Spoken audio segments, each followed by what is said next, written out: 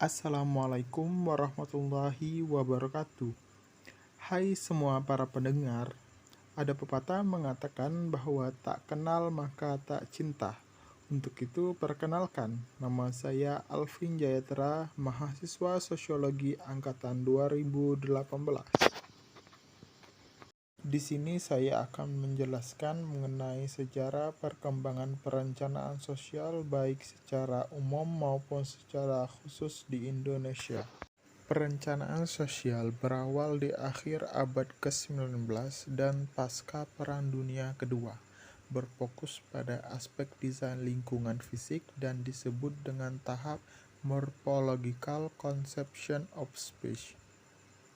Seiring dengan berjalannya waktu, perencanaan berkembang karena adanya kebutuhan manusia, sehingga perencanaan dibutuhkan manusia agar potensi kegagalan semakin kecil dalam usaha pemenuhan kebutuhan.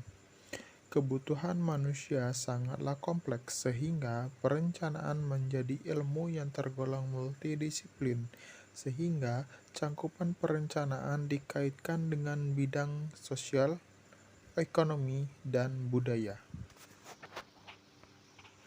Pandangan luas mengenai perencanaan ini terjadi pada era tahun 1960-an dan digambarkan oleh Taylor sebagai pergeseran besar menuju sociological conception of space.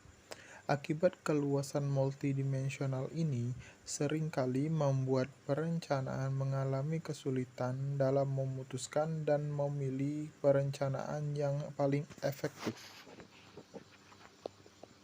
Awal mula profesi perencanaan modern dimulai pada abad ke-20 yang dipelopori oleh Patrick Geddes.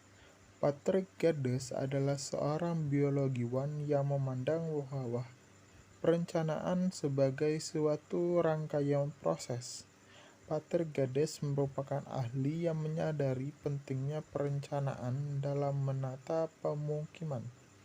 Ia memperkenalkan proses perencanaan sebagai rangkaian sederhana, yaitu survei, analisis, dan rencana yang dikenal dengan classical planning process.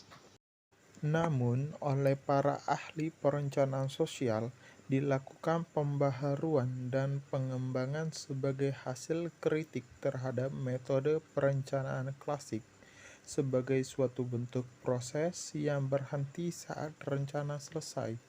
Evaluasi yang dilakukan disempurnakan secara koefisien dan efisien yang dipelopori oleh Patton dan Sawicki, Diana Conyer, dan Terry Moore.